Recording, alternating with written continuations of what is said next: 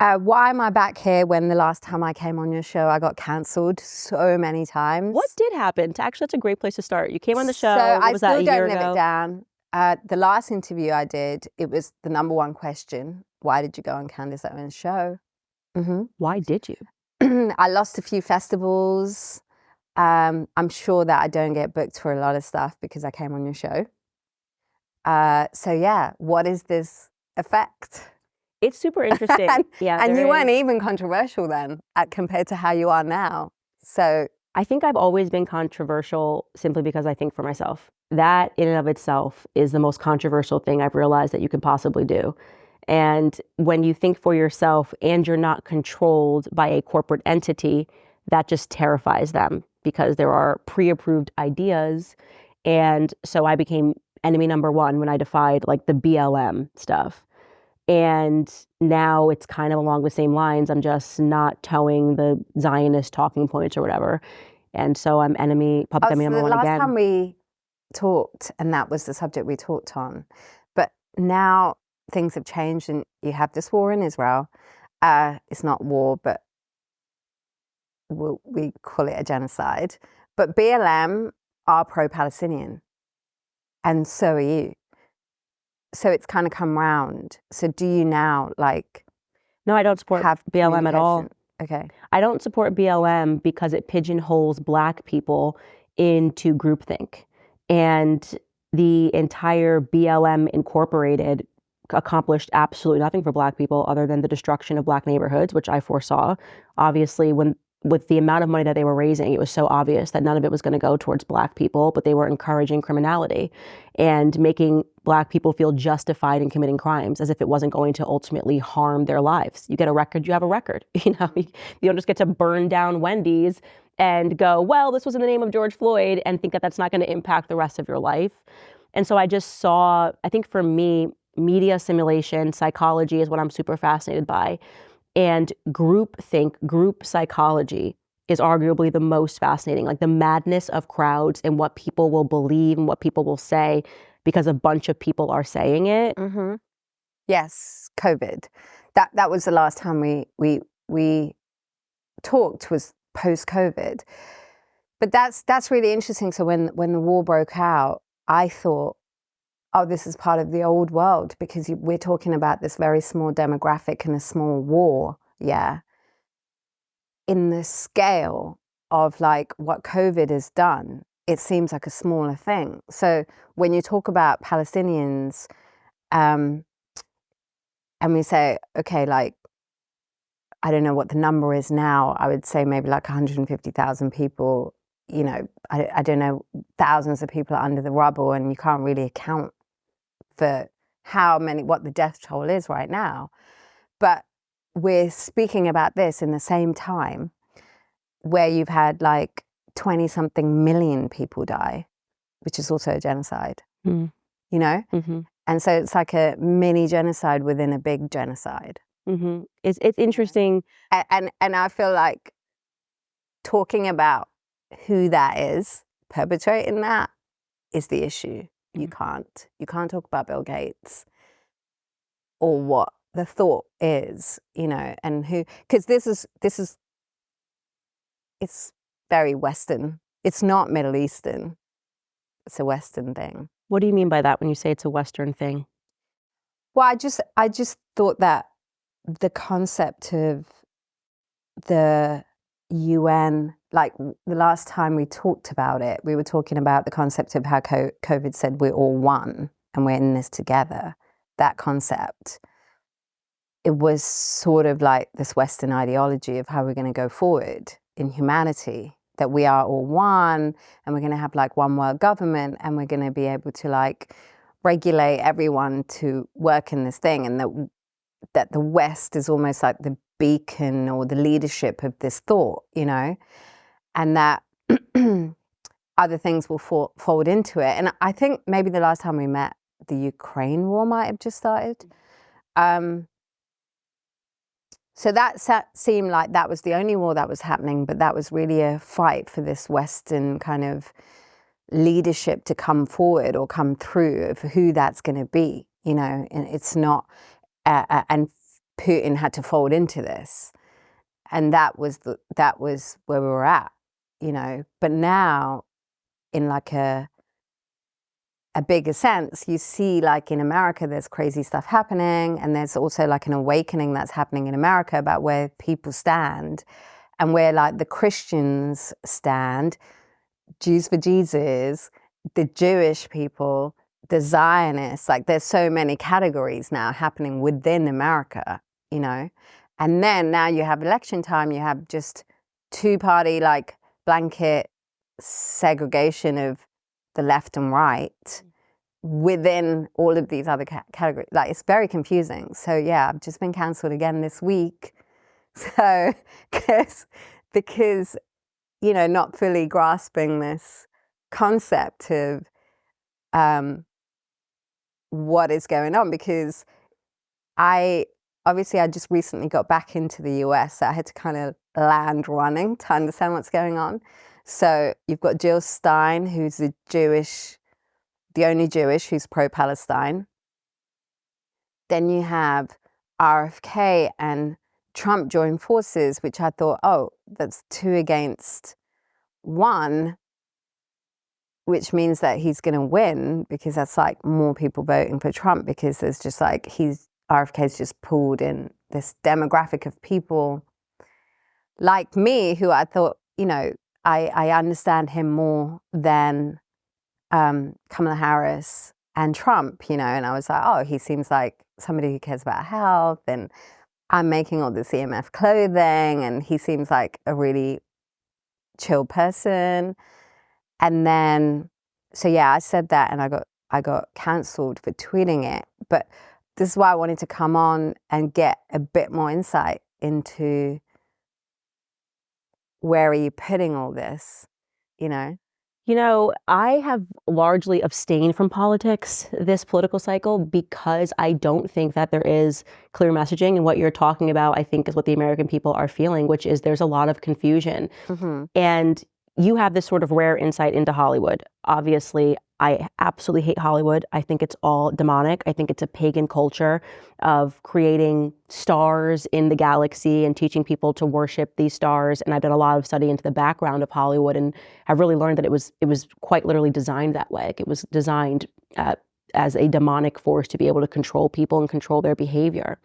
And what's fascinating to me, though, is that on the outside, what they're trying to sell to people is that they are the most accepting, loving, love is love. We absolutely must unite in Hollywood and issue statements against Donald Trump. Like, this is why you're being canceled again, because God forbid you say Donald Trump might win, because they've kind of turned him, I guess, into like a symbol of hatred. Like, we're good people because we hate this man. But then to have that happening at the exact same time, where virtually all of Hollywood is silent on the Palestine-Israel issue, that fascinates me. That absolutely fascinates me, because that to me signifies a fear, because they were rabid when Trump ran the first time. And I'm talking everyone. I mean, even Taylor Swift did this documentary where she like fake cried to her parents and said, like, I need to use my platform to speak out, because like if he gets elected, women this, women that, whatever she was saying. Then you have this objective reality on your phone, on X, right? This Elon Musk frees the bird, and I'm seeing every day these Palestinian children being blown up, okay? And I'm hearing the sound of a mother wailing as she's holding her child that died because a bomb was dropped in the middle of the night. I'm reading articles from Doctors Without Borders who have been in many wars and offered their services. And one of them wrote this piece and said, this is not a war, this is an annihilation. And he described the kids not having morphine, using a Civil War tool to saw off their limbs. And I look at Hollywood, and they say nothing because they're fearful that speaking out on this issue might get them canceled. What is the world to make of that sort of a cowardice, that sort of a hypocrisy? All in speaking about Trump, because God forbid you can't get your abortion, right? Nothing on the Israel-Palestine issue. I think that's to do with it's power, right? And in order for you to gain self power, you have to go through some sort of a sacrifice. And what you just went through is sacrificing the Candace Owens that was, to then you had to go through the door to become the thing you are now. And if you say Christ is king and you take the shot and you get cancelled and you get pulled from everything and you're rejected by society, but then God can strengthen you and help you build your own thing. And a lot of people are scared to go through that. So Kanye had to go through it, but unless he sacrificed himself in the version he was already, and I feel like I had to go through that years ago, and unless you're prepared to go through that and go through the fall, you don't come out knowing the truth, right? And a lot of people are hanging on to their versions of what they're told they are. And it's the same as me saying, hey, Trump might win. And a lot of people wrote to me and messaged me instantly saying, you're killing the version you are, and I'd already moved on. But to majority of the human beings, I'm this refugee, immigrant, I should be pro Kamala Harris because she's Tamil and, she's all for women. And this is like fed to me, and it was just like, you got to do this. This is the person. This is your person. Like, how dare you go up against this person? But I think that's like, I feel like that's the reason, like, people find a coat, and they just want to hang on to it. And but like we said, this is like a moment of transformation, and a lot of people are going through the transformation. A lot of people are going through the awakening of like how to deal with it, because there's like a few things that confuse me. One is, becoming Christian in this time, and if I'm listening to like a Christian service and the emphasis is always on Israel, and how it is the chosen place, and all of the characters in the Bible are from there. And I understand like why that's such an important topic to the American Christians.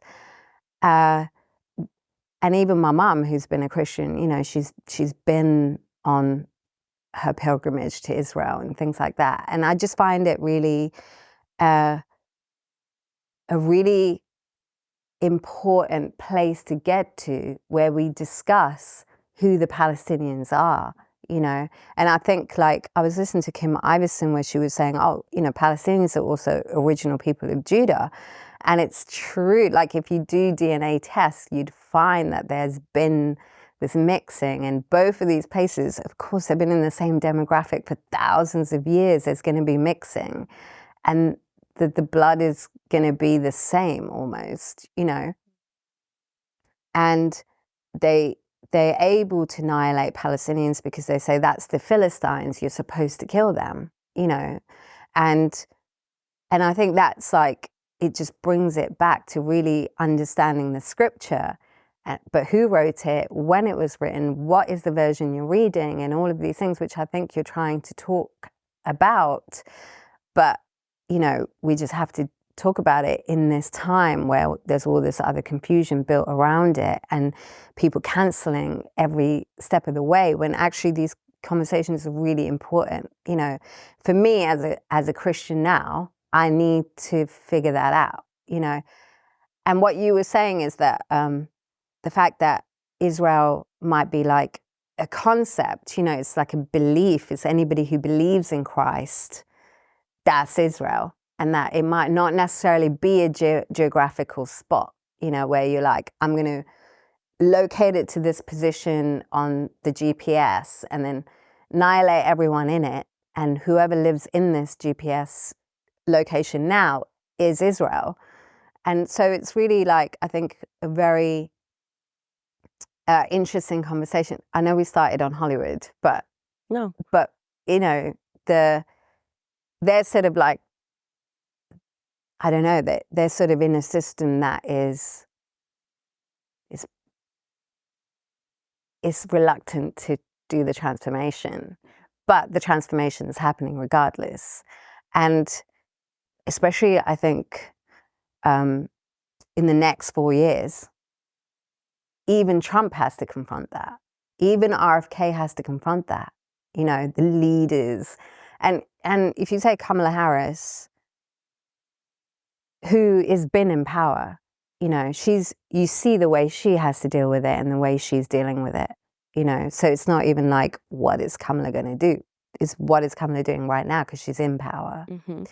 And so that's why I think it's a really important and interesting conversation, because even the leaders of America are going to go through this. All right, guys, reminding you about Hallow. It's a wonderful app. It's the best way to help keep God at the center of this season. You can join Hallow's Advent Pray 25 Prayer Challenge. Hallow is the #1 Christian prayer and meditation app in the world, offering thousands of guided prayers to help you get closer to God. And for their prayer challenge, it is called For God So Loved the World, and it's going to help you experience the transformational power of God's love this Advent season. In the prayer challenge, survivalist Bear Grylls and Jonathan Rumi from The Chosen guide you through the book A Severe Mercy, a remarkable story of a couple's encounter with God. You'll also hear from Pastor Francis Chan and Jeff Cavins as they take you through reflections on scripture, and actor Kevin James will also be a part of the challenge to discuss the spiritual classic Divine Intimacy. You'll even hear Advent music from award-winning artists Gwen Stefani, Lauren Daigle, Matt Maher, and more. This season will be such a beautiful opportunity to be seriously transformed by God. So do not wait. You can get 3 months free right now when you sign up at hallow.com/Candace. Spend time in the most important things this Christmas, your relationship with God. That's hallow.com/Candace for 3 months free of Hallow. I got really interested in the history of Hollywood, and there was this kind of a wacky guy, but also admittedly brilliant, named Kenneth Anger. As director, producer, just been in Hollywood for a very long time. And he wrote 2 books called Hollywood Babylon. It's a fascinating read. Fascinating read where he speaks about, first and foremost, how the bootleggers, the criminals set up Hollywood. They were really the carnies, right? And people started coming to the show, and if they could create something, they realized they could draw crowds, and people would sort of worship these people. And I'm talking trash people, like middle of nowhere, Midwest. They kind of created this carnival experience for them. And the next thing you knew, these people were stars. And how... It's like the movie Babylon. I haven't seen it. You should watch it. Is that like the original one? It's the one with Brad Pitt. It's the one with Brad Pitt. And it's recent. And it's really interesting because they have the tunnels and they talk about this kind of crazy debauchery and people being in tunnels and stuff underneath Hollywood in the 1920s. That's where it starts. Yeah. The golden age. And when he starts sharing how they really built it up, I am so committed to the idea that Hollywood is like fully demonic. I mean, in terms of them even making sure, like there were certain directors that made sure every single actor and actress that was brought in that film studio was either a lesbian or homosexual, because they wanted that agenda. And how many of them, too many of them, were pedophiles as well. And they wanted to encourage pedophiles and to become stars, because then they could control them. Like there was always a system of blackmail, suspicious deaths if somebody spoke out or tried to get out of Hollywood. And it was actually reading this book that made me realize that so many of these things that were told to me by Kanye, like when he was going through all of that stuff, I was not awake yet to what he was speaking about, because it's so evil. It does sound crazy. Right? When he kept saying to me, this person is an op, this person is an op. I'm like, why do you keep, then when I didn't believe him or didn't understand him, he'd be like, you're an op. And I'm like, why do you keep calling everybody an op? And then you learn that these people and these handlers have always existed, and the system of blackmail always existed, and that they would sit down and commit themselves to ideas like, I even feel weird now wearing pants, knowing that a Hollywood director quite literally convinced women to all start wearing pants, with this woman who was sleeping with men and women, putting her on the red carpet and having her sell that. And so it's interesting because Amber Rose was sitting in this chair and I was speaking to her about this, and she was saying very much what you're speaking about, that she had all of the best intentions when she arrived into Hollywood, and then they kept telling her, you have to be this thing, like you have to keep selling the idea of being a slut to women, like this is what freedom is. and she's didn't want to do that anymore. Like she didn't feel empowered by taking her clothes off, but they were telling her, the handlers, like, if you don't do that, you're not going to book, you're not going to get money. You're not going to book the covers of all of these magazines. And you can think about all of these stars that are kind of in that trap, like whether it's Cardi B, Lizzo, they're kind of telling her her brand has got to be like fat and you have to be empowered about obesity. And Cardi, it's like gangster rap and also WAP and all of these things. And you see that they're creating this demonic pagan culture, trying to get people to worship things that don't actually fulfill them and make them happy. Well, it's more, I think it's more, I say it different a bit because of the Hindu, like everyone's great vibes, you know. Like if you take Kamala Harris, she's named Kamala, which is the 10th Mahavidya, which is the 10 goddesses, and Matangi, I'm named after the 9th one. So Shiva's wife Sakti. Slow this down for me because I actually don't know much about the Hindu faith. Okay, so Shiva, which is the main god in Hinduism, he has a wife called Sakti. Okay. And before she was incarnated as Sakti, which means strength, she was called power. Yeah, so Shiva had a wife called Parvati, where the word power comes from. And she kills herself and then she's born again as strength and he marries her. But the way it works is that Shiva cannot destroy. He's a destroyer of ignorance and he cannot destroy without power, you know? Mm-hmm. So each couple, like Brahma is, and Vishnu, they all have counterparts that give them the strength to be who they are. And so Shiva's wife Sakti splits into 10 goddesses when she's going out to do her work as this power strength person, okay? And so when she splits into 10 goddesses, she covers 10 directions of the universe, and each goddess like covers a certain place in the compass kind of thing. And the 9th one is Matangi, which is the goddess of music, the arts, and knowledge. And the 10th one is Kamala, yeah. Mm-hmm. And she's a goddess of bliss, which is why she laughs all the time, right? It's like, quite the laugh. Yeah. Quite like literally what it is. So she's also like the goddess of lotuses and bliss. Okay. So like if you vote for this goddess to run America, you're promised bliss. And the bliss in Hinduism right now, I don't know if it was the original version, but right now is coexistence and everything goes and everyone's accepted and everybody's welcome and the door is open for everyone, which is Kamala's whole thing, right? No one's left behind. And the inclusiveness is what Hollywood is selling. But I know that when I was a Hindu, you did have concepts of gods and demons. Like you don't just have everyone's a god in Hinduism. Not everyone's perfect and not everyone is welcome. Demons were not allowed in heaven, you know. You had demons at the gates of heaven fighting off other demons who wanted to be gods. It's kind of similar to Christianity in that way.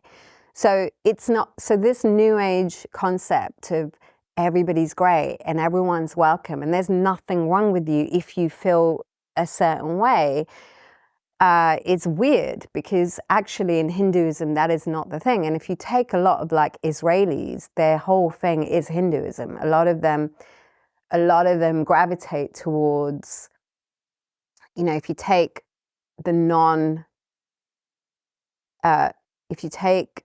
the Jewish religion that is progressive, they gravitate towards Hinduism, right? And that kind of ties in because Babylonia and the Babylonians and the Sumerians would have had Hinduism interjected into it in the... Like the Babylonian Talmud? Well, whatever, like the worshipping of the cows and things like that is kind of Hinduism. This is what I was trying to talk to PBD about, because if you take the first town in Mesopotamia on the Euphrates River, it's called Ur, and Ur means town in Tamil, which is the language I speak. So, and if you take like Abraham's dad, who used to like chisel idols, that was his job. Like Hinduism has that, a lot of idol worship. You know, we create idols and we dress it up and we worship it. And we also worship cows, we worship snakes. Like Hinduism does do all of that. So it has a lot in common with the Babylonian belief system, and Hollywood loves it, you know. Stars love it, and Israelis love it, you know. So there is this whole bit that comes from, because if you take that other documentary that was banned, the one that Kyrie tweeted, that... Did they actually ban it in the end? No, I think it's still on Amazon. I think there were calls to ban it. I know you're not allowed to talk about it, but you're not allowed to tweet about it, that's for sure. You're not allowed to tweet about it, but it was fascinating because the first half an hour it talks about how the Tamil language makes up 30% of, you know, whether it's Hebrew, Aramaic, and all of these languages. Yeah, from Hebrews, just so people can know what we're speaking about, Kyrie Irving, the basketball player, tweeted out a link to a documentary called From Hebrews to Negroes. Yeah. And it was available on Amazon. He tweeted it absent any commentary, and cancel culture came for him like I've never seen. And they were wanting him to take 6 steps to get his life back for sharing a documentary link that he didn't do the documentary, he was just sharing it. But this documentary, and you're just saying what it's Well, I'm a Tamil, so I'm the only Tamil in this Hollywood music, whatever scene. So like, you know, it's like, yeah, I get that. Like some of those words are older than Sanskrit, you know. And did you watch the full documentary? I did, yeah. Can you communicate to people? God, I'm gonna be cancelled. Well, yeah, you're not allowed to watch it. I can't fully remember it because I watched it when he tweeted it. But I just remember the first half an hour they talk about linguistics, and I'm into words and I'm into linguistics and blah blah blah. So I was watching it and thinking, yeah, all of those words are right. They are Tamil, and that I don't know Hebrew, but it was interesting to see Tamil words that are the same as Hebrew words, or, you know, Sanskrit and Aramaic and, you know, whatever the comparison. There was another one that they compared it to, but these is true. And then with my own research, I later found out that if you take a sesame seed, so Tamils love sesame oil, right? Their base cooking oil is sesame oil. I know on Instagram it's such a fad to cancel seed oils and things like that, but for thousands of years, our cooking base has been sesame oil, whereas the North Indians and the Indians use ghee, and that's what they're famous for. But we don't use ghee. It doesn't come from, you know, in Sri Lanka, we don't use it. We don't have it. And in South India, they don't use ghee. And South India is also a place, if you go on Google Maps and zoom into all of the towns in South India, in Tamil Nadu, you'll see it all ends with ur, because it means town, you know, so it's like London town, whatever town, and they all end with ur, and to this day. And so the sesame oil thing, it's like a, if you look at the one that's cultivated in Africa and in the Middle East, it's called Indo-sesame, right? So all of their sesame comes from India. It's the Indian sesame that then was farmed in Africa and in the Middle East. So in Africa, they don't have sesame that is farmable. So the African sesame is not the one that you can cultivate and extract things from. So the one that traveled all the way to the Middle East is the Indian version, right? And that's the one they still have now. But in the Middle East, when they have the concept open sesame, it comes from this magical powers of the sesame seed, because it was so good for so many things. So this was transported, right, from India through Africa, the Middle East or India, Middle East to Africa. But there was travel going on for thousands of years, okay? And so it's even just from that, you can tell, yes, language. So whoever's doing that is also spreading language and spreading words, you know? And so the Indo-Sesame, I think it's still got the potential to, you know, it's got magical properties to bring about knowledge, you know, if people are prepared to look for it. But we've been really, this is what's really fascinating, is like, even if you go and watch Joe Rogan and the type of people he interviews, everyone gives like this very like weird, disjointed understanding of like the past history, but no one will approach the Tamils, because we're like the Palestinians. We were bombed and killed, and you know, and even if you look at the latest news about how the hostages were brutally murdered and they had their breasts cut off, that is a story that comes from Sri Lanka. It was the Tamil tiger fighter women who were gang raped, and they had exactly the same story happen to a journalist, a Tamil journalist. And she was gang raped because she was the only one that was reporting about the genocide, and they cut her breast off. It's a story that comes from the Sri Lankan genocide. And so they borrow these stories, I think, because the crime is so similar, you know. But anyway, these Tamil people were erased, right? And their identities are blocked from being spoken about, because for the last 6 years, Twitter, Instagram, all of Google, they erased the Tamils. We were not allowed to talk about our experience, to remember what happened 10 years ago. This is like, you're talking 13 years ago. We weren't allowed to remember it. All of the youth groups that are forming to, you know, to spread knowledge about what happened to all these people, we were all erased, all cancelled. All of these accounts were blocked on Twitter, yeah, on Instagram, on Google. This happened 6 years ago. They did this massive clampdown, 2016, I would say, around 2016, 17. Meanwhile, you're still like the representation of immigrants. Yet these ones, these particular ones, were not allowed to share their story. And they were the actual real refugees, because this war had come to an end in 2009, where we all said, yep, they're terrorists, it's okay to destroy them all. But I think they hold a lot of knowledge to then what's happening. Everyone's fascinated by these sort of Babylonian ways, you know, and to say all entities are accepted, but it's not. And even the Tamils to this point are becoming confused about what their true religion in the beginning was. It was not that you accept demons, you fought demons. You didn't accept them.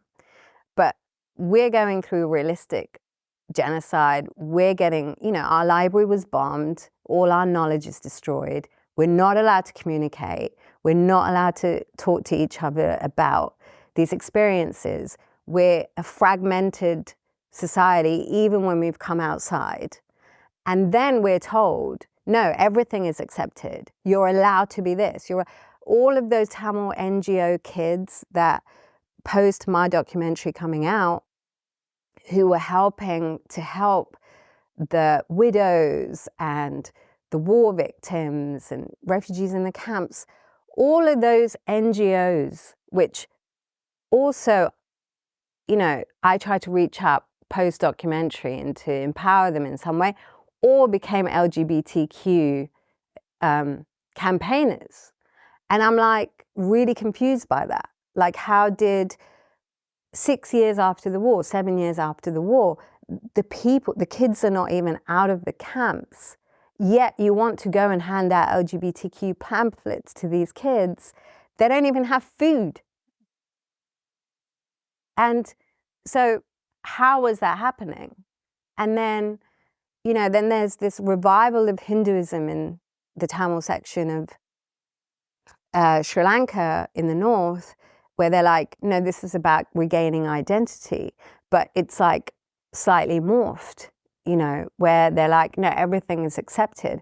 Yet I think that is so dangerous. It's a veneer. You know?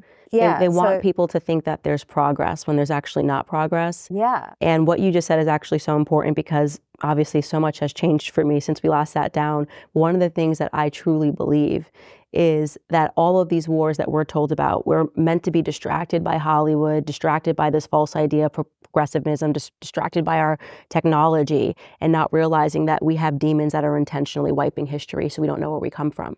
Yes, the point of war is to crush history. Religion. Iraq, what they've done. I mean, these are the oldest civilizations in the world, and they're being bombed into oblivion.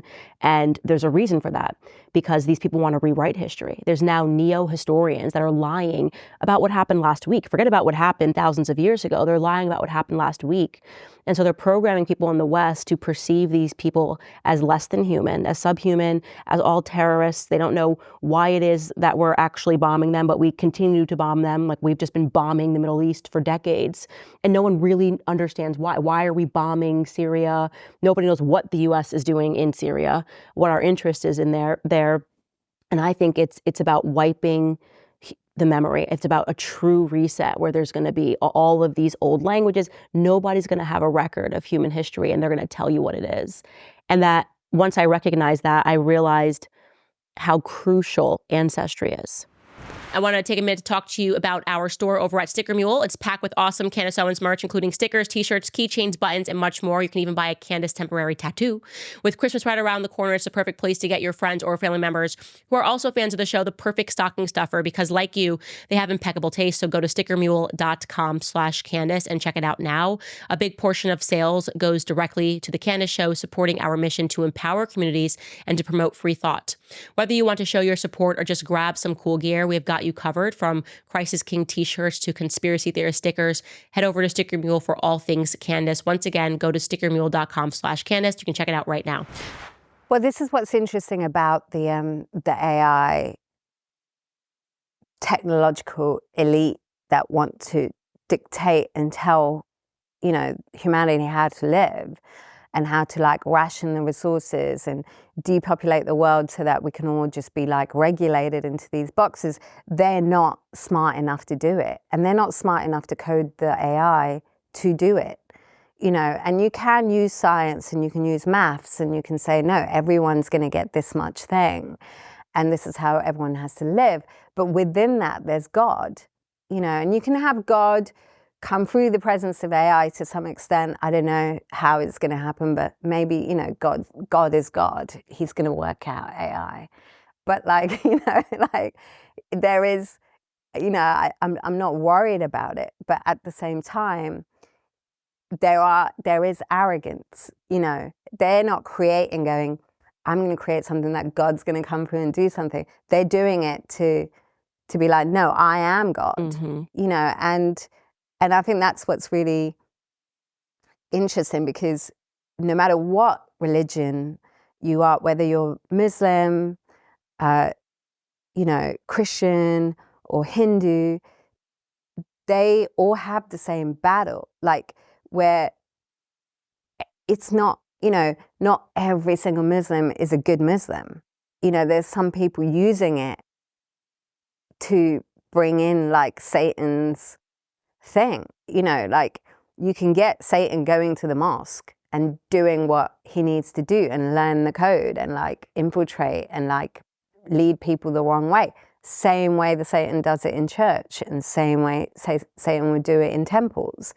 You have people. So it has to be like a balance where you know, technology, AI, all of these things are creating space for humans to self-improve, yeah, that they then are receiving messages like, you know, you have to go through transformation, you have to be prepared to kill a version of yourself and let it go, to go with what God's telling you. And you have to be having this communication directly with God And in order to do that, you're creating the space. And that's what AI should do. It should give humans a space. And that's what we should use it for, to be like, okay, this is my business is being managed with this AI tool because it gives me 2 hours extra to go and sit in meditation or eat right or like spend time with my family. And, like that's what we should be using that tool for. But it's not necessarily to like control humans and to bring about this thing. It's funny, on the way here I watched a movie on the plane called Concrete Utopia, and it's a Korean movie, and it's really interesting because they deal with this, and it's about the whole world gets destroyed, but there's only one apartment block that's left, and everyone in this apartment block are like, we are the chosen. And then all these other humans that survived the destruction all want to move in there. And it's about how they're trying to regulate it and all the things that they have to do and ration the food. And, they're like, do we evict these immigrants coming in? It's like everything's based around this apartment block. And I think it's really, really fascinating because you can apply that to what's happening and like, it's sort of, you can apply it on a technological level to the AI situation, but it's also like what we're trying to do, And yes, I think there is a way to become discerning as a human being, that you can discern truth. And I think that will tell you, because a lot of, I don't want to be Hindu bashing. I don't want people to think that's what I'm doing. But I do see the confusion in New Age religions. People just, like embracing, like in Hollywood embraces yoga, and they're like doing all these sort of like meditations and rituals and praying to certain entities or deities. And the same with ancestors. When you're talking about ancestors, like my ancestors are Tamil. And so when I'm like, I have strength from my ancestors, I got to make sure that then my ancestors are not some random demon pretending to be an ancestor. You have to have that discernment, because now that I've been more time in Christianity, there's like 4 realms. This is what I've learned. And the top realm is eternity, which is the realm that God lives in. And then the second realm is everlasting, which is the angelic realm, okay? Because angels are born, but they don't die, so it's everlasting. And then you're supposed to only have 3 realms, and the third realm is supposed to be the man, the human realm, which has got time, and we're the only ones who have a concept of time. But in between the human realm and the angelic everlasting realm, there's the celestial realm, and that's where all the spirits are. And if you're talking about any religion, whether you're talking about Hinduism, Christianity, Islam, all of the spirits they talk about, whether Islam talks about jinns, Hinduism talks about deities, and Christianity talks about demons and angels, whichever version you're looking at, they all exist in the celestial realm, So when you go to Indonesia, or you go to a Tamil temple or Indian temple, you'll have a temple that is got like hundreds of deities carved out, right? And so that's what the celestial realm is. When you're praying and you're doing these rituals, and when Hollywood is doing these rituals and they're trying to talk to dead people, or they're trying to talk to the god of whatever, they're trying to access the celestial realm. And you can bring these entities down to our space. And that's why they're also obsessed with portals and things. And we talk about portals even in tech, like you have to sign on to the portal. And it's I didn't think about that. It's true. It's like, it's the same system. So the portal gives you access. And so it's a two-way thing. And a lot of people want to shortcut and to communicate with these celestial beings. And nobody knows if there's good ones or bad ones. No one knows how to tell the difference because we have ignorance on this planet right now because of how confused everyone is. And through disrespecting ancient old knowledge or bombing it or burning it or rewriting it, there is confusion yielded into our understanding of the celestial realm.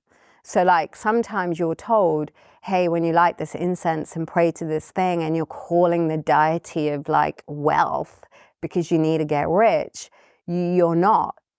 You know, sometimes you're burning an incense saying, I'm going to talk to my, dad who's passed away. You're not. It's something pretending because you don't have the discernment to tell. And so that's like, I think what's going on. I think that's why there's a lot of confusion.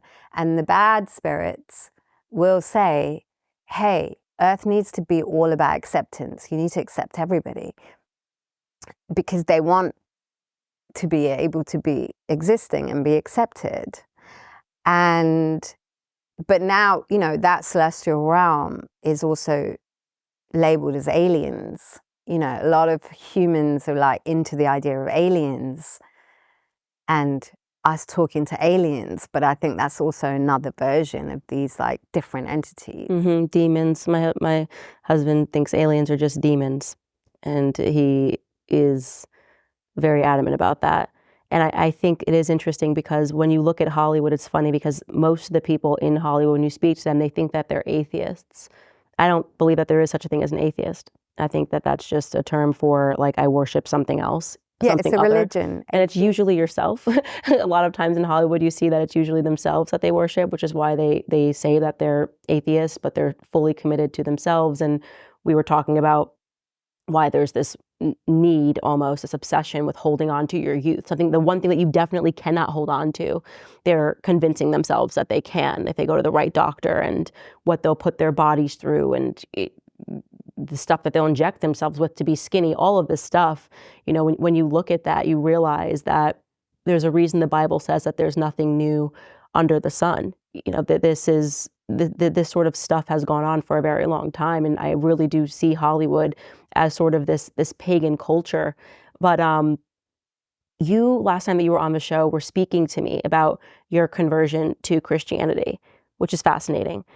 And you were cagey about speaking about that moment. I was because I was told that if you speak about it, it disappears because it's like a thing, you're not supposed to share. Like any spiritual things, many people have told me, like when you have a spiritual experience, don't share it.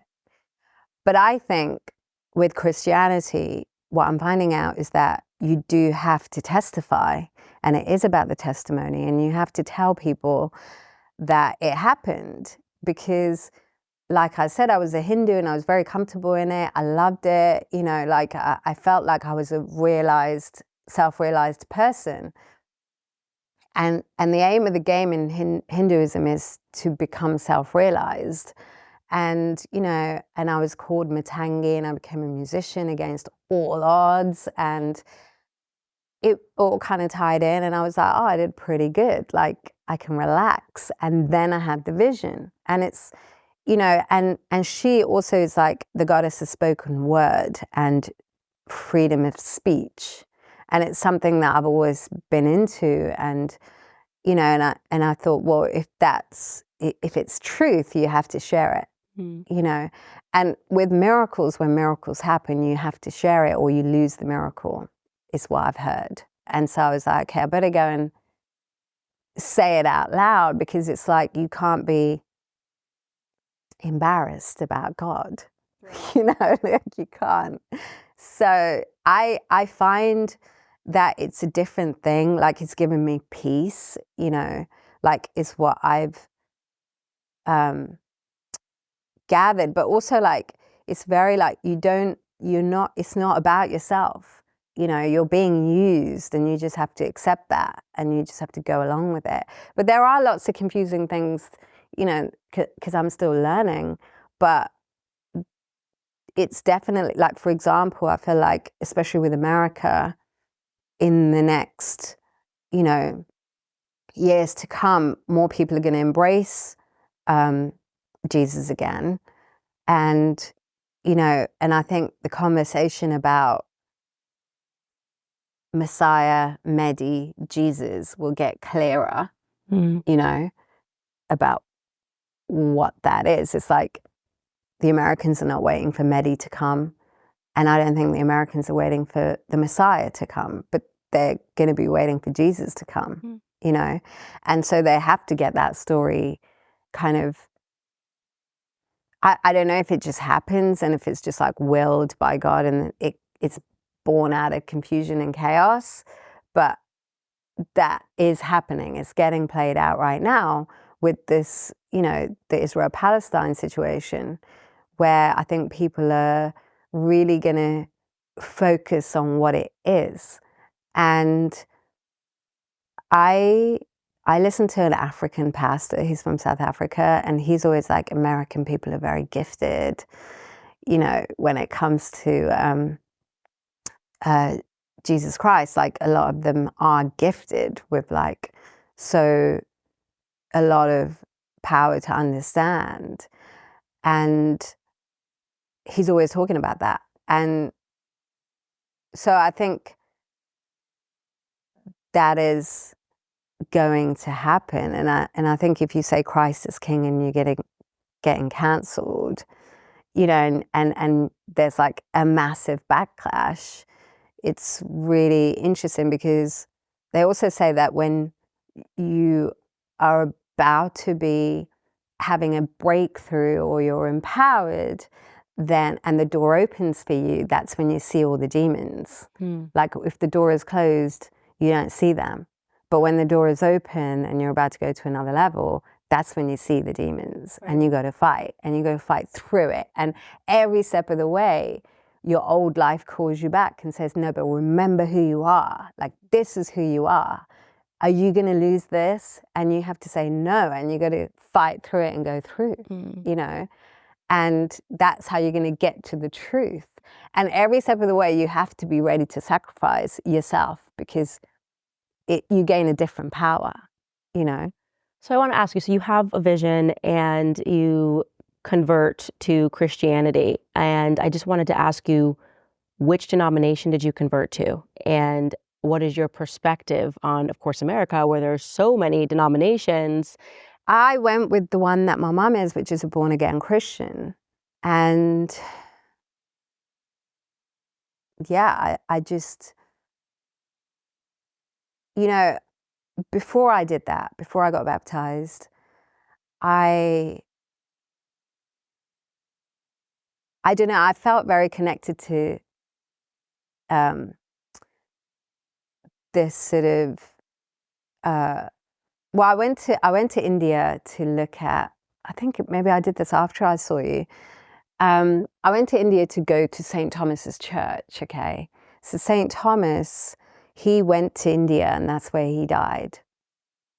And so I went to the church and St. Thomas was there like 4 years after Jesus died, and he was there all the way until year like 56 or something when he was murdered. And in year 75, the Greeks came and extracted his bones and moved it to Greece. And they built a church there with St. Thomas's bones. But I went to the church thinking it was there, but it wasn't there. It had already been moved 2,000 years ago. And now it's moved to Italy and they've built a church there. So when I went there, it was really interesting because St. Thomas came and landed on the east coast, Kerala, that's actually the west coast, and he built his first church in Kerala. Then he moved across to the east and built one in Chennai, and that's where he was killed and that's where he died. And so he ran this church for like decades. And but towards the end, the Hindu priests who murdered him, like they were very jealous of him converting people and stuff, that he built a cave and he was praying in the in the caves secretly. And so you still find this stuff there. Anyway, so when I went to the church, what happened is, I think year 500, the Catholics came and they destroyed all the St. Thomas people. So there were lots of Christians that had followed him. And so hundreds and thousands of people were killed by the Catholics. And then they built a cathedral on top of his little church. So within India, South India, just Tamil Nadu itself, there's so many versions, right? So you've got the Toma people who are the original Thomas followers, then you've got the Syrian Christians, then you've got like the Catholics, the Portuguese version, the Greek version, then you've got like so many different, so even within the Tamil community, there's like so many, not even getting into like Protestant or, Methodist and all of this stuff. So it's very, very confusing. But I tend to just go with what I'm going through and not get so much into the rule books of the versions. All I know is that, the way I experience it, like what that truth to be, and if I can still access it when because I try to get with the Catholic version. This actually really happened. So I went to St. Thomas's Church and I bought a rosary bead and I put it on. And then I had an epiphany that my name, right, Matangi, is M-A-T-H-A-A and then N-G-I. But if you take M-A-T-H-A and isolate it, that actually means Mary in Tamil. So I was like, oh, maybe I'm supposed to be a Catholic. And I was like talking to my mum about it. And then I put the rosary on and I had it on for like a month. Then I went back to St. Thomas's Church on the last day on the way to the airport, and it broke and fell in the church. And I was like, wow, even St. Thomas is not having it, like it, and it didn't break here. It broke like at the cross and just fell in the church. And so I know that that's not it, like you're not supposed to worship Mary. And it always leads me back to Jesus, it does. And so whatever version that is, and I don't know how much of the stuff has been confused or rewritten or infiltrated or whatever the thing is, but I have to keep sort of figuring it out. And I also read a lot about, so I tried to go to,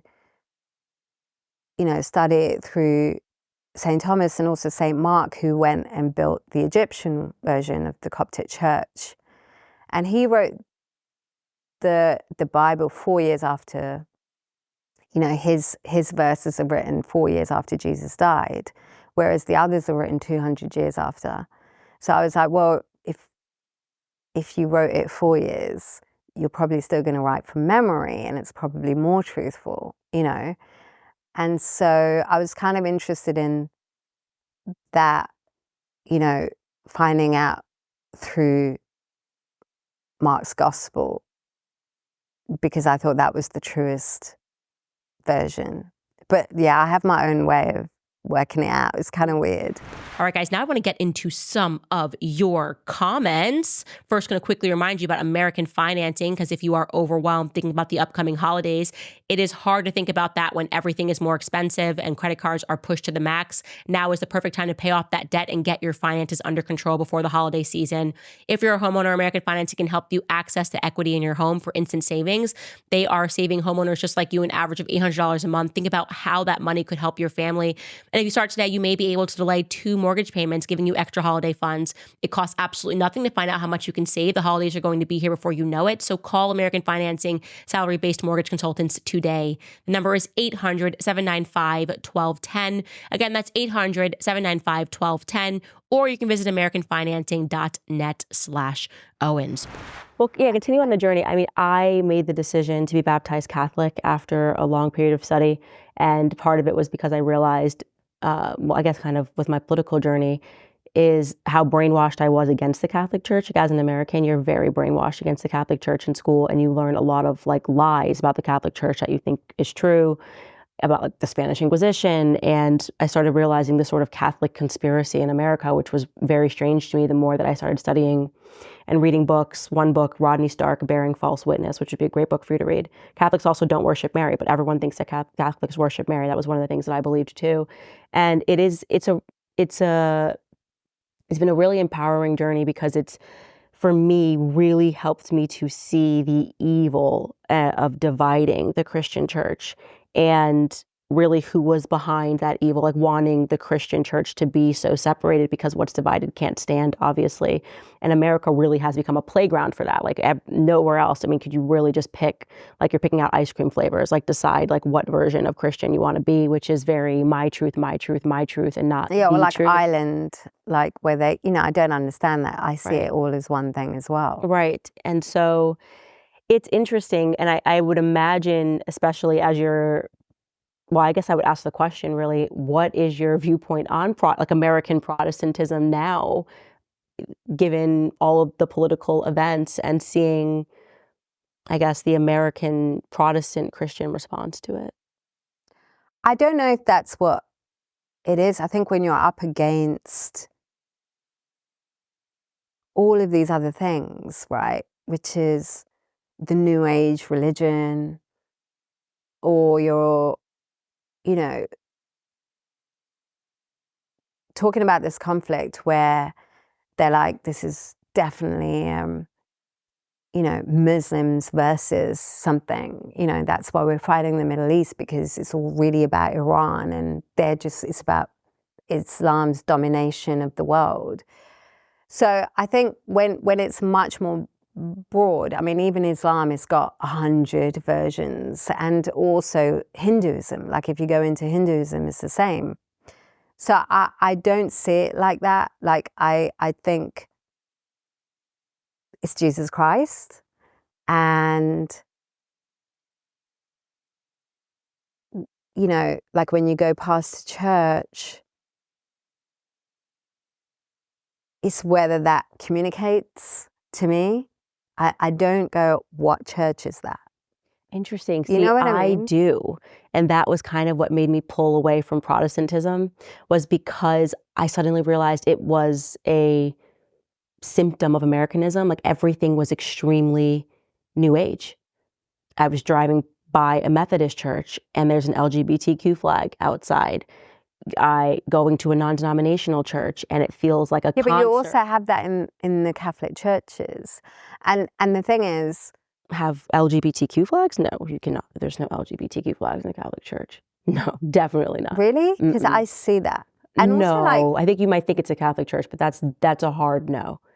Definitely not. Not the Orthodox or the Catholic, but probably. Because say when you go to South America where it's very Catholic, you go into towns and you do feel the presence of God, so I don't go, oh my God, it's Catholic, so I'm not going to go into this church, or I'm not going to be, I don't understand why they've got this like cross decorated like this. I don't think like that, but I just, if I see or feel the light there, then I feel it, and I think because even in Hinduism, there's so many different versions, and the same thing's happening to them, where I think they're just being told to think everything is okay and everything works.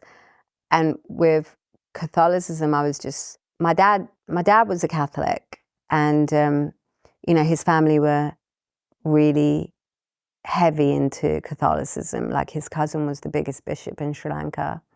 I think we talked about it on the last podcast because he devoted his life to writing down every single dead person during the war that was killed on the beach. So in the last days of the offensive. And so the BBC always said 40,000 people died, just like we've got that statistic with the Palestinians, like 40,000. But he recorded 129, and once he'd submitted that to the UN, he passed away. And so he, I have that in my family. I love it, but because what you're talking about is why I was drawn to the Catholic faith. It was because, in my viewpoint, the Catholic and the Orthodox communities are the keepers of history. And Protestantism started feeling very, what is the right word? Progressive.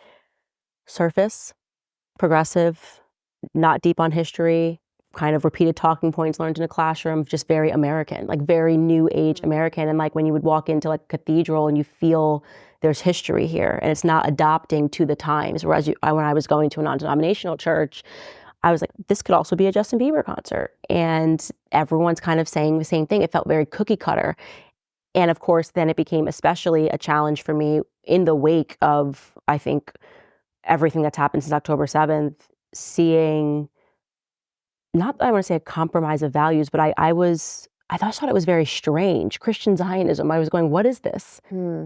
I want to know about that. What is that? Like, what actually is this? What is it?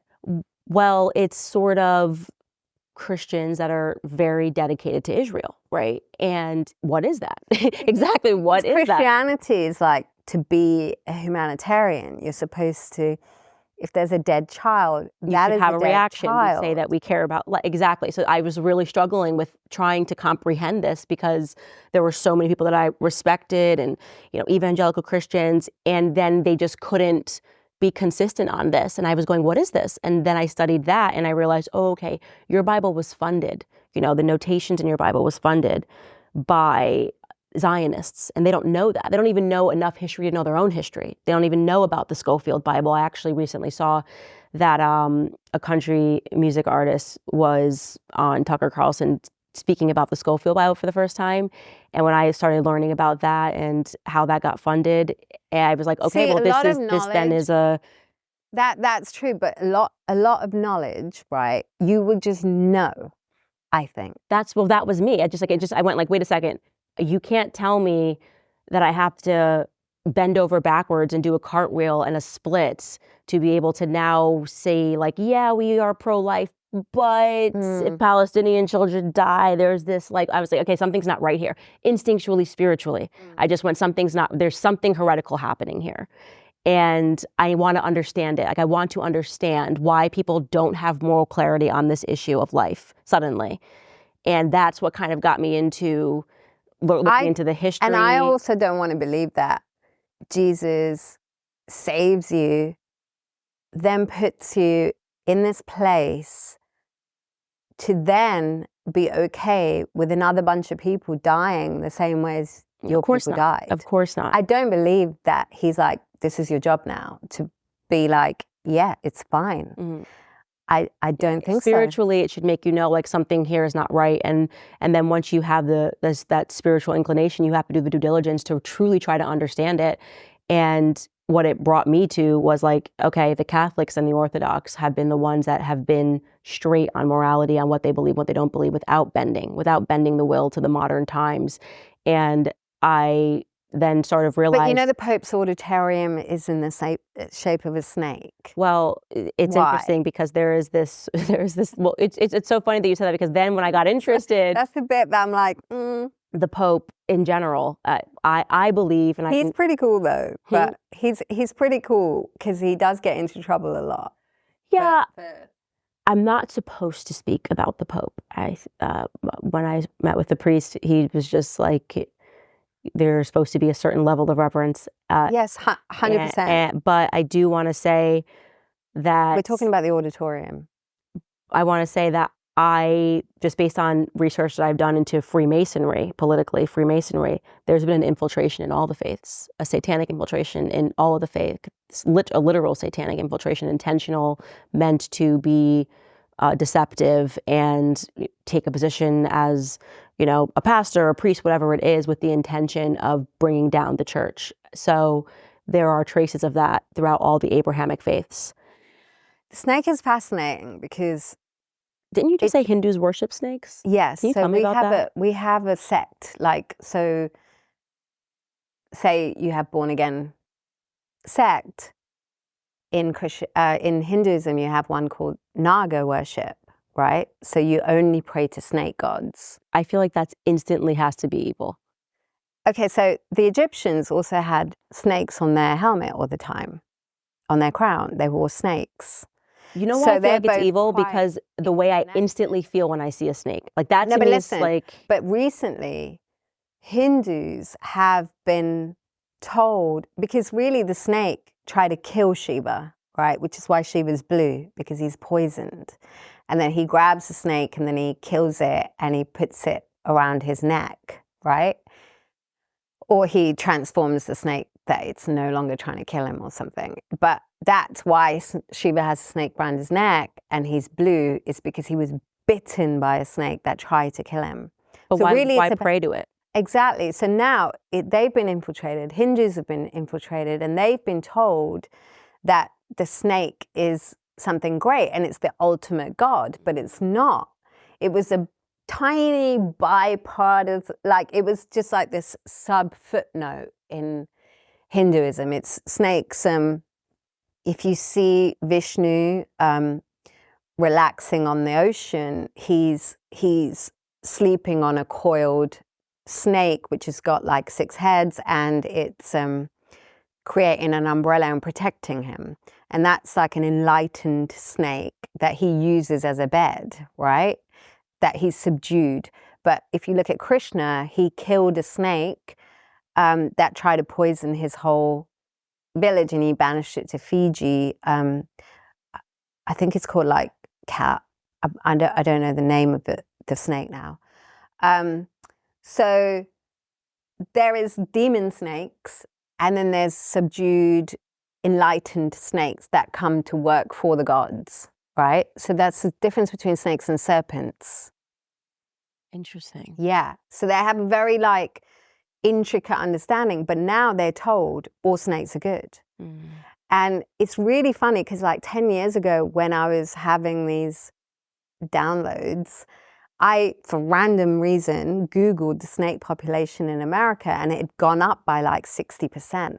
So physically, the manifestation of snake population in the United States has been going up the last decade. Wow, that's really interesting. Yes, isn't that weird? It's a weird fact only I know. But I was already oh, that's weird. The reason why in reality, the manifestation of the snakes are being multiplied is because so many people are accidentally worshipping the snakes and manifesting them. That's how it kind of goes. Why is it on the planet when every other species is going down, this one keeps going up? Why? Yeah. And I think that is to do with the consciousness. And Hindus are just as much tricked into... They know the power of collective consciousness. It's the only religion that's completely devoted to that. But they have also been infiltrated. And now all the Hindu people around me, they're all getting snake tattoos. And I say, why not get the goddess of wealth, or Shiva's tattoo, or some other deity that represents something else? Why the snake? Because snake is not the god. It's like if you're into Christianity, you getting the Judas tattoo instead of the Jesus Christ or the cross, and you're like, why are you focused on that instead of the actual bit, the good bit?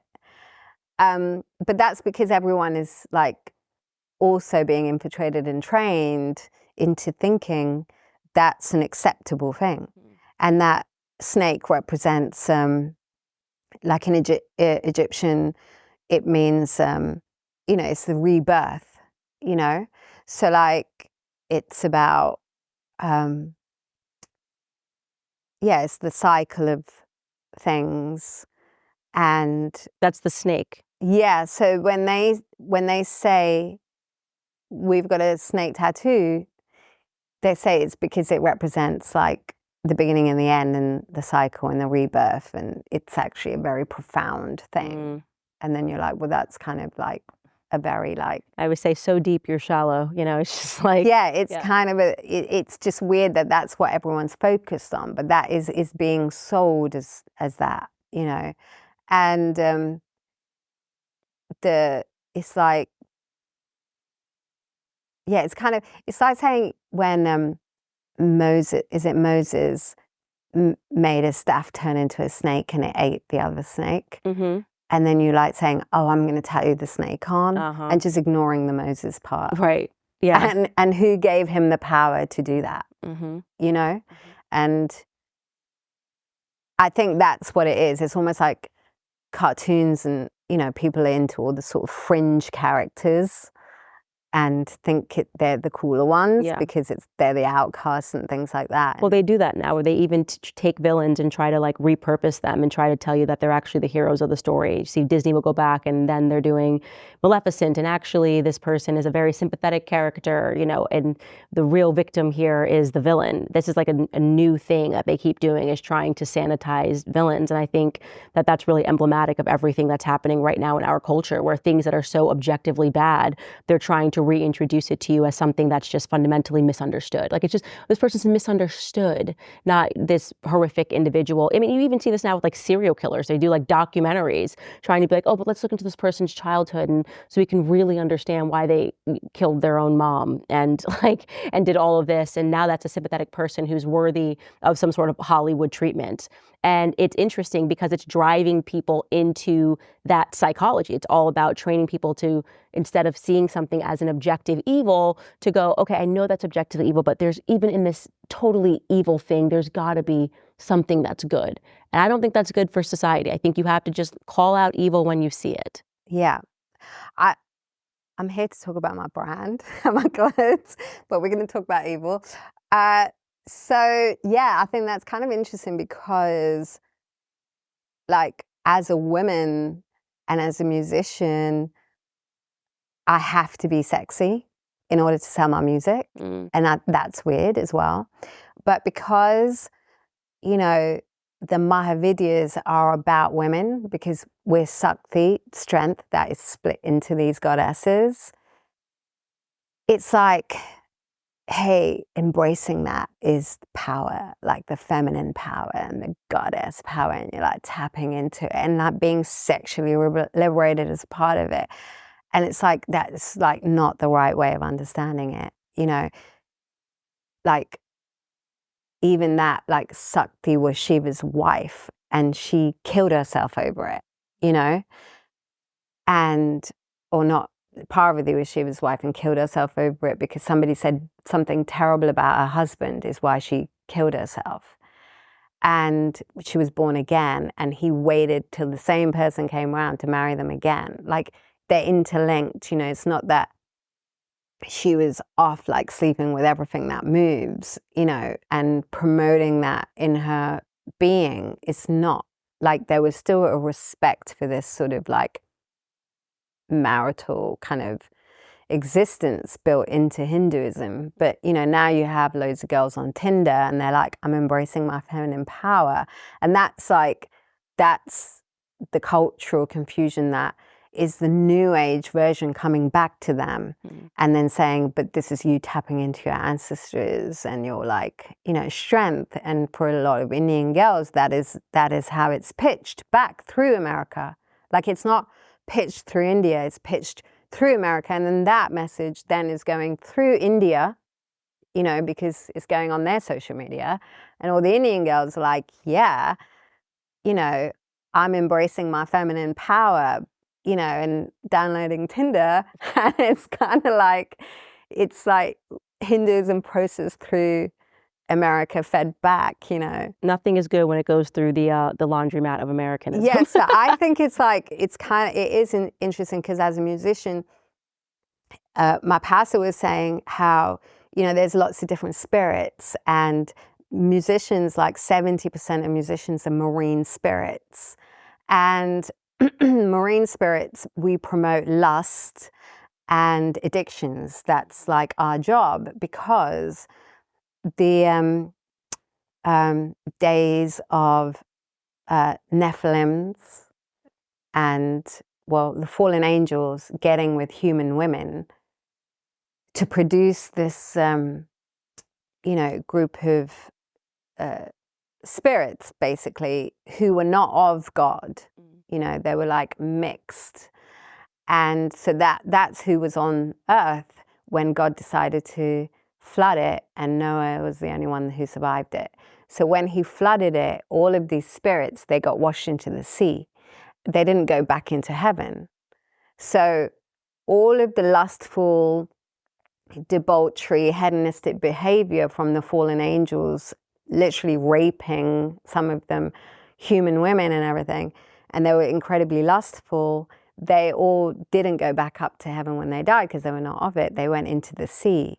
And that's why in the last days, when you say the beast comes from the sea, it comes from the sea because it's been there waiting, And so all of the marine spirits that, all the spirits or Nephilims that got washed into the sea, they inhabited marine spirits because they were, the destruction happened so fast, they lost their bodies, right? But the spirit didn't die. And so the spirit took up marine animals and inhabited those.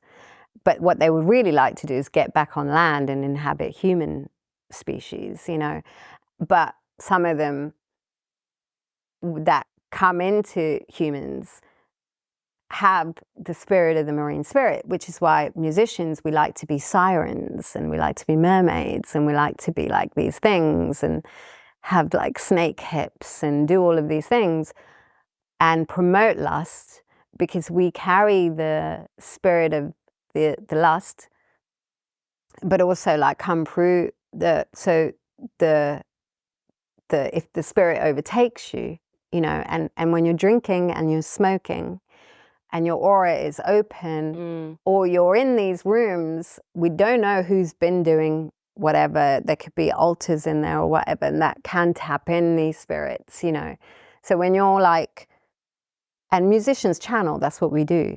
And music is such a sacred thing. It can channel God's message and higher spiritual messages, because you can heal people through music. You can cure things through music. You could change the mood instantly through music. You can change the way people think through music. And God can use that too. But some musicians say it depends on what context you're making that music and what you believe, because if you're opening yourself to channeling spirits and entities and you don't know what they are, you could be just tapping a marine spirit, and therefore that is what you promote in your music, like more debauchery and more getting high and more addictions and more. And so it kind of makes sense that, like he has some truth, because being a musician is it's a very, very spiritual thing. Well, it's frequencies, and there are demonic frequencies, there are angelic frequencies, and that's why I'm so careful now. The eyes and your ears are definitely the window to the soul, and you do feel like when the further you get away from those darker frequencies, you feel lighter, you feel better. We talked a lot about we've talked a lot about the topic of rebirth and people being willing to shed the old them to become the new them. And you've kind of been on a journey, and you're now making a very interesting segue into fashion, which I found to be absolutely, when I saw the article pop up in the Daily Mail, I was like, what is this? This is so interesting. And I guess I'm just gonna let you tell about your brand Omni, because it's super fascinating. Omni is basically, it's funny because I had this brand that it was kind of like essentially merch before in 2017. And I just made the connection that I'm called M.I.A, and it means you're missing. And then Omni means you're everywhere. And it's almost like you're supposed to have both extremes covered. But Omni is kind of about protection and it's protection against, and it was giving yourself some choice, you know, to protect yourself against being hacked, because the whole Yuval Harari thing is about, you know, hackable humans. And hacking yourself is not just about you changing your diet and doing a different exercise routine. They're also technologically talking about hacking bio data from inside your body, and then they're going to sell it, you know, without your approval. And I think that when that happens, when your every inch of privacy is kind of violated, you should have some sort of way to fight that, you know, to fight back. And I think this fabric is basically, it's a old military invention, which is kind of a Faraday fabric. But now that there's just like much more you can do with it, you know, before there was only one version you can get.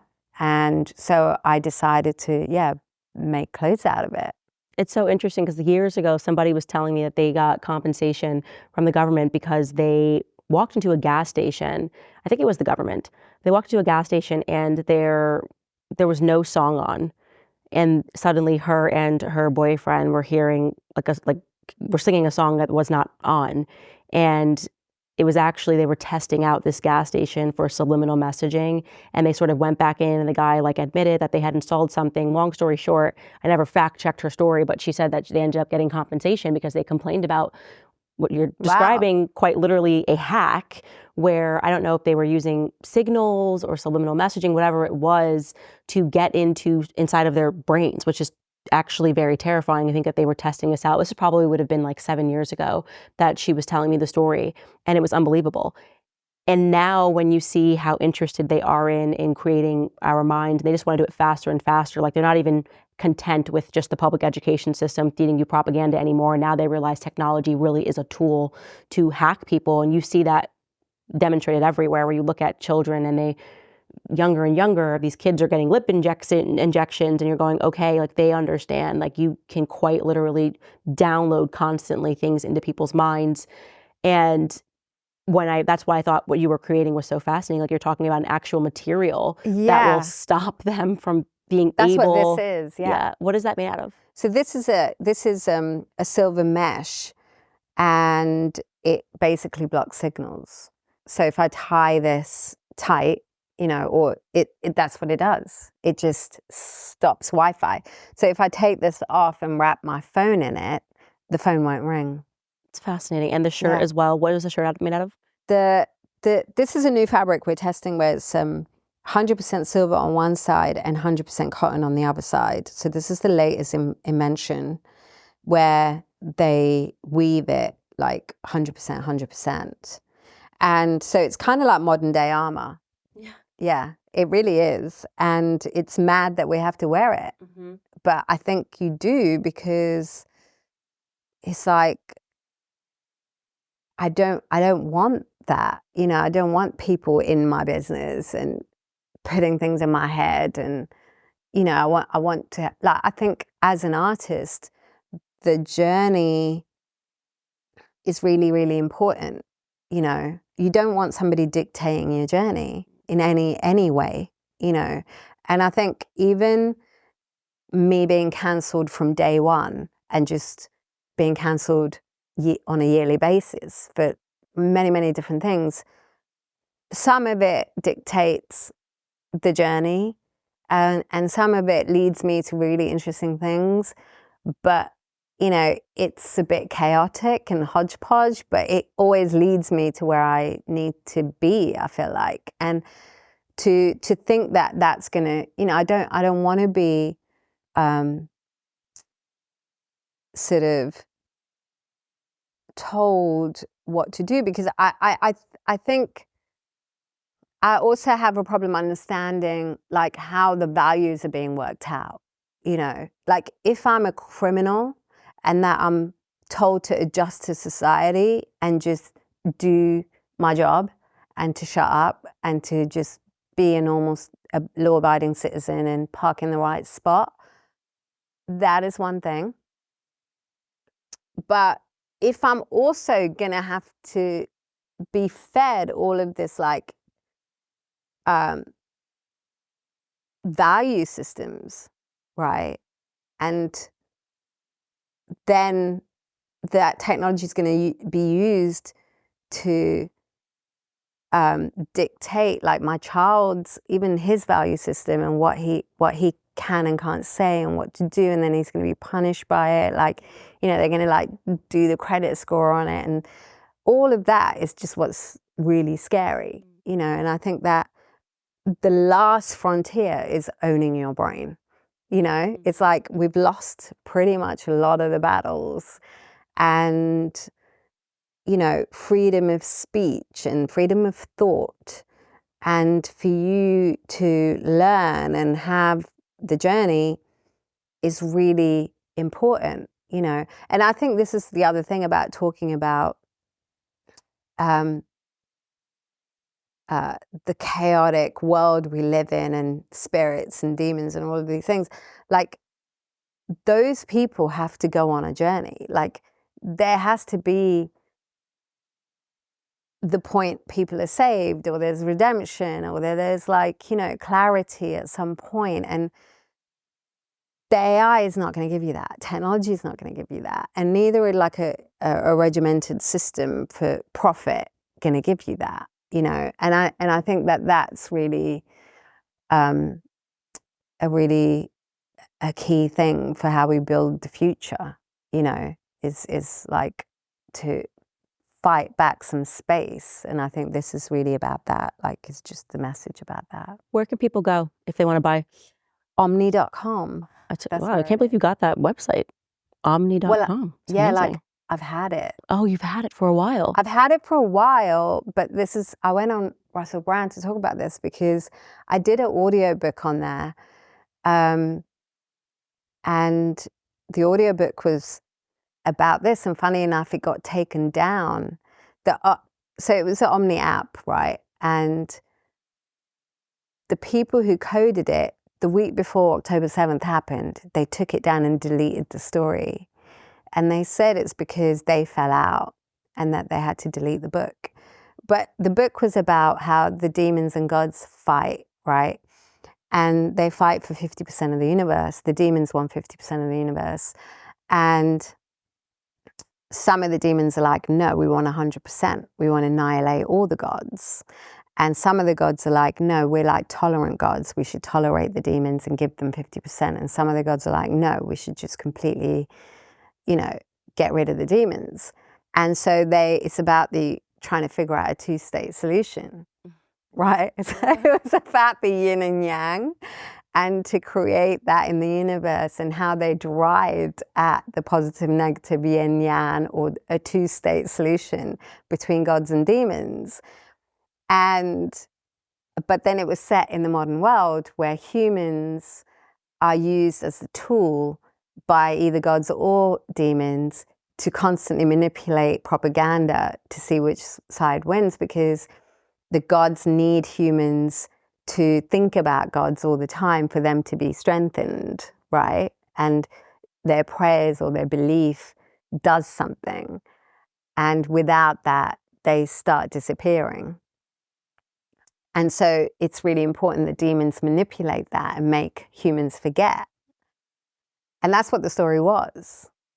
And it got deleted.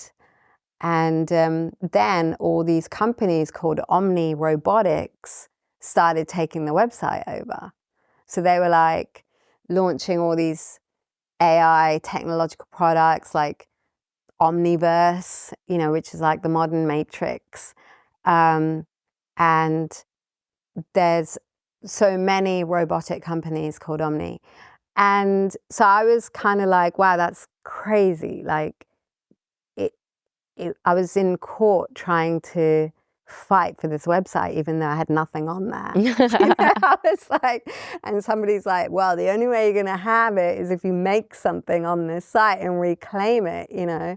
So that's what happened. Like, I felt like, you know, God floated, you know, talking about AI, he or somebody or something floated this YouTube clip on my phone while I was in India, and it was a pastor, and he said, you know, you're going to have a 90-day turnaround, and today's going to be your first day, and something's going to happen, and I'm going to pray for this. And I listened to him, and this is the first time I heard it. And within 90 days, we launched the brand. It's amazing. Yeah. And he said in the chat, he was like, you'll be able to do in 3 months what people would take 3 years to do, you know? And I was like, wow, like it was so powerful, and I heard it. And then to the day, on the 90th day, I was on Tim Pool, and I did not think it was going to go live, but we made it go live. Yeah, it's amazing. Yeah, it was pretty amazing. Well, So that's another testimony. Yes, You know, it was a bit of a miracle, but now when you type omni.com, it's the first one that comes up and not the robotics. Okay, so I always like to ask people this in closing. If you could have everybody in the world listen to you, like right now, you leave them a little piece, and you really wanted them to pay attention to something that's happening in the world, or some advice that you have about everything that's happening in the world, what would it be? Well, I think that I think that truth is truth, whether you go through whichever avenue, you know. Even if you're a Hindu, you would understand Jesus if you're about the true Hinduism. And if you're a true Muslim, you will also know Jesus, you know. And I think that you would know that. And I do think that in America, though, the next 4 years are going to be rough because of the, you know, economy and a lot of changes.